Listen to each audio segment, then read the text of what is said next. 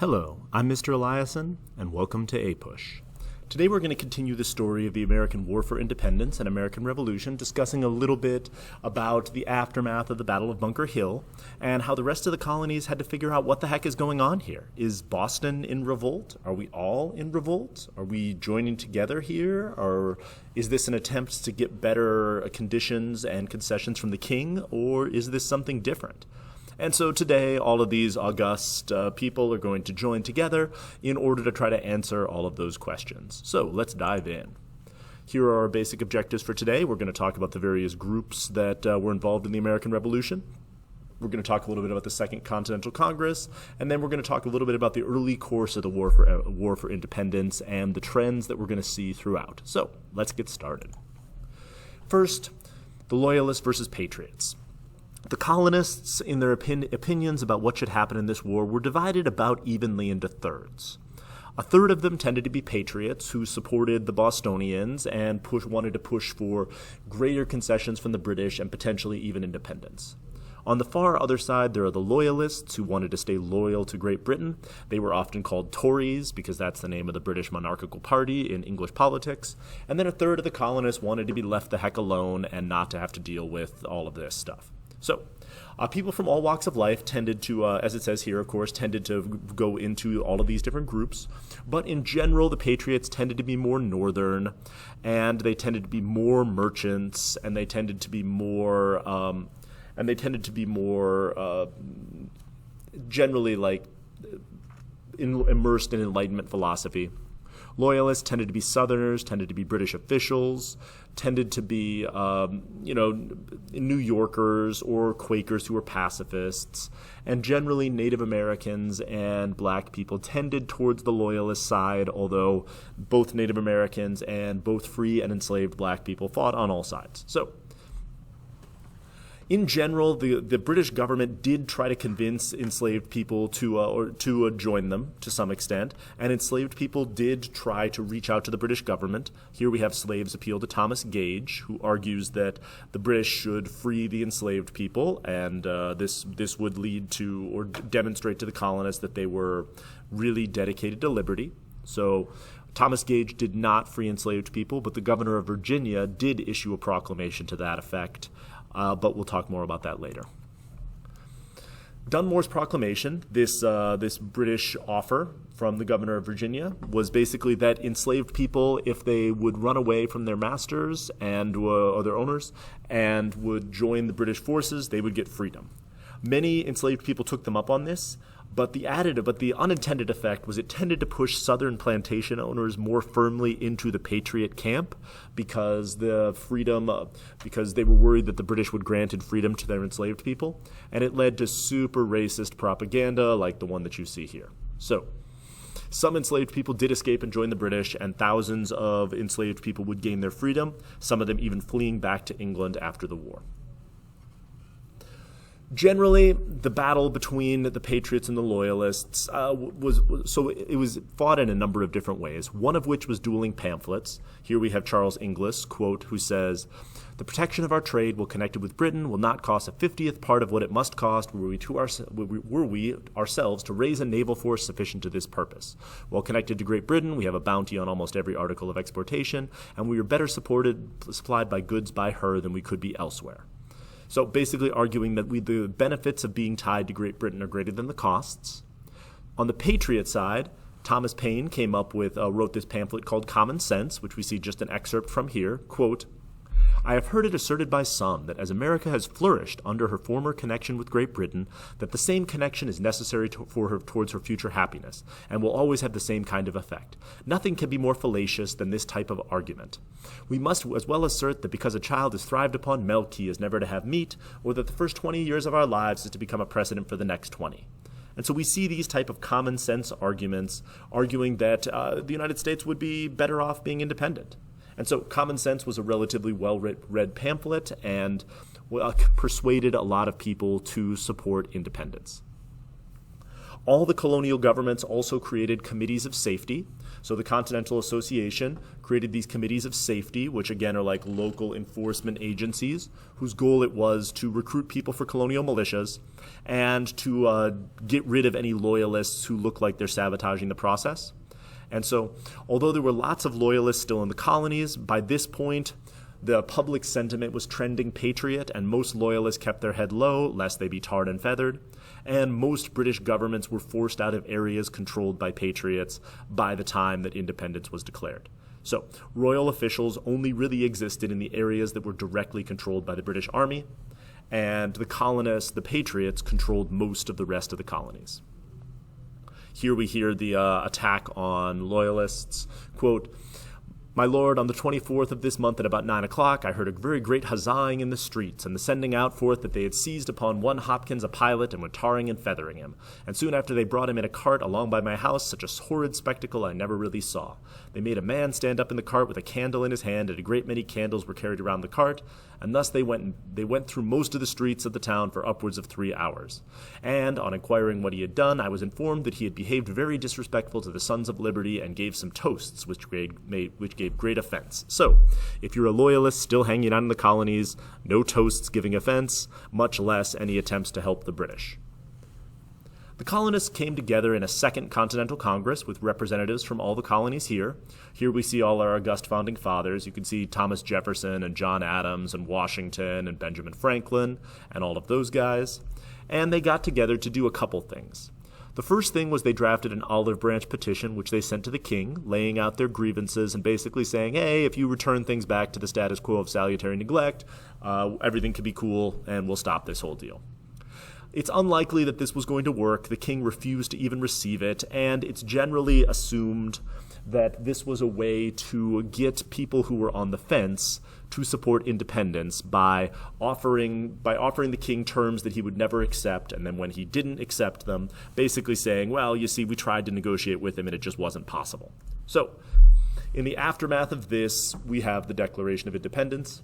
In discussions and letters with his wife, John Adams, we get this, between John and Abigail Adams, we get this amazing account from her, basically arguing that John Adams should add increasing women's rights to the new government that they're creating, with the famous quote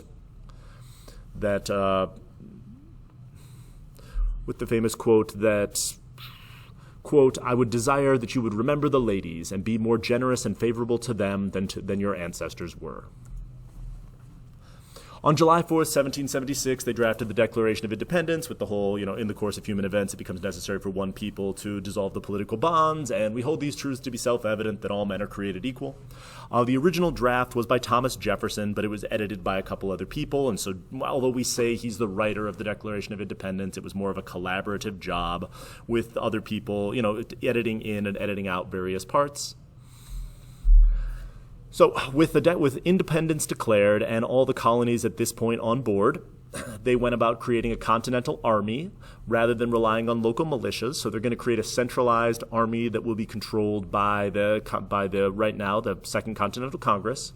They're going to put George Washington in charge, both because he's the most decorated military officer in the colonies, but also because he wore his full dress uniform to the Second Continental Congress to basically lobby for the job.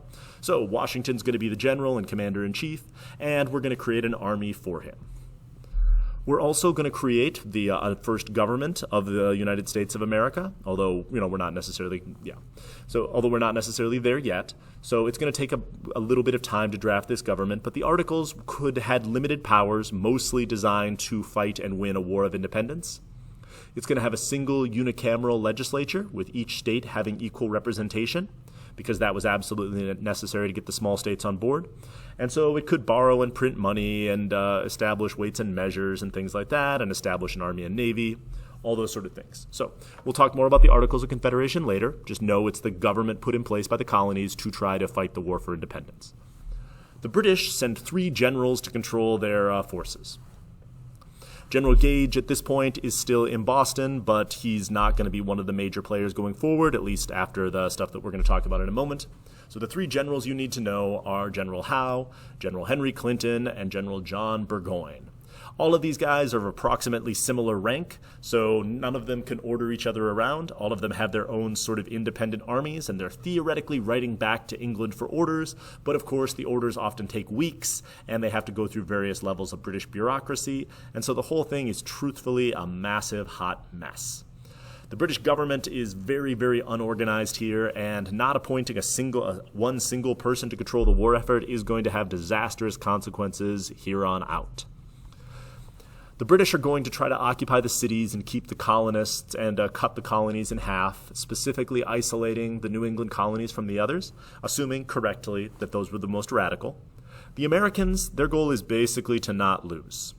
So they're going to try to win victories where they can, but they're facing off against a vastly superior, better trained, better equipped force, and so there's going to be a lot of running and guerrilla tactics and trying to get your army out of losing battles.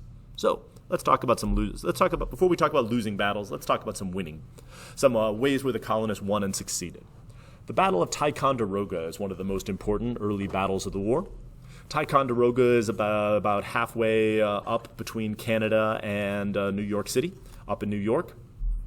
And it's right along the border, it's pretty close to the border between what is today New York and Vermont. There had been a low-key guerrilla war being fought there by a guy named Ethan Allen and his Green Mountain Boys, fighting against mostly New York militiamen up to this point. But they're going to get brought into the whole colonial forces, and they're going to be one of the key groups that's important in the fighting in the north. The colonists dispatch a force to try to take Fort Ticonderoga because it's lightly defended and full of a bunch of munition stockpiles. And so the Green Mountain Boys are incorporated into the army and put under the command of a guy named Benedict Arnold, who is able to take Fort Ticonderoga by surrounding it during the night and pounding on the door loudly and demanding its surrender. The British forces then surrender, which gives the colonists a whole bunch of military supplies, their first prisoners of war, and, most importantly, their first cannons, which Benedict Arnold is able to mobilize and start moving downward to incorporate into General Washington's army. So we've got artillery now, and military supplies, and we took a British fort, and took some British prisoners, so that's a step in the right direction.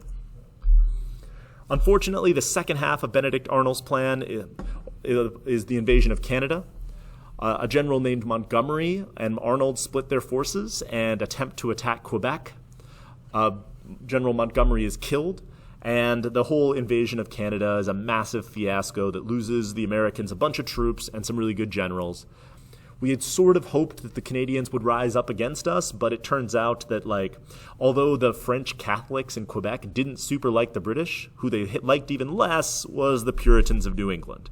And so these Canadians had no desire to join a new independent country where they'd have to live with a whole bunch of Protestants, which, man, hot mess. So, invasion of Canada fails, and they never rise up together. General Washington's first movement is to try to retake the city of Boston, which is currently under occupation from the British. He's established over in Cambridge, but once the guns show up, Washington is able to, in secret, set them up on Dorchester Heights, overlooking the city of Boston. When General Howe wakes up to see the cannons overlooking the city of Boston, he famously responds by saying, "My God, these fellows have done more work in one night than I could make my army do in 3 months." And he's forced to evacuate the city. So, because a snowstorm prevents him from attacking Washington's position, Howe gets his British troops and all the loyalists he can find and sails away to the British fort of Louisburg. And the colonists celebrate, march through the streets. Washington's a hero. We took back the city of Boston. Yay! And so joy spreads throughout the colonies. Unfortunately, because the British have the advantage of a navy, this is a strategic loss for the British, but they can just move their troops out and can honestly strike anywhere they want from here on out. Washington has no idea where they're going to strike, but sort of suspects that they might go for New York City next, knowing that, again, their plan is probably to split and cut off New England from everything else. So he moves his army south to reinforce New York, and the British do, in the summer of 1776, about the time that independence is being declared, we have the British attack and occupation of New York City. Washington's defense of New York is kind of a comedy of errors. He does not reinforce his right flank. The British outnumber him pretty substantially, and Washington is barely able to get his army off Long Island and over to Manhattan before they are crushed by a larger British force. We have a series of running battles sort of all the way up the Hudson River, with generally the British winning these battles and Washington somehow keeping his army together. This is the beginning of where George Washington starts to get his mystique as a general who can, quote, withdraw an army from hell before the devil knew he was gone. And it's one of Washington's hallmarks, is keeping the colonial army together despite suffering massive defeats at the hands of the British, considering that the British are significantly outnumber and outsupply him.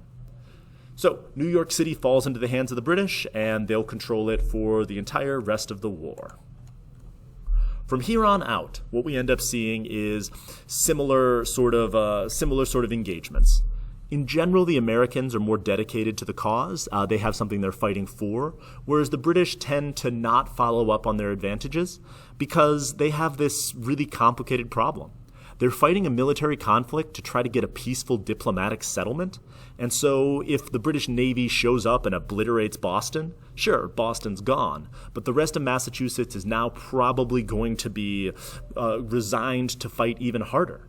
And so we do have a couple American cities that are just obliterated by British gunboats. But each time that happens, it works almost counterintuitively.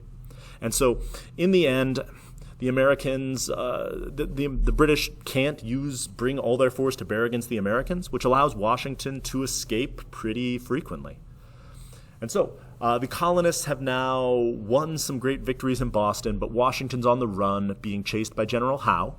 And this is where we'll pick up the story for next time as we talk more about the shape of the war and specifically how the War for Independence developed. Thank you for listening.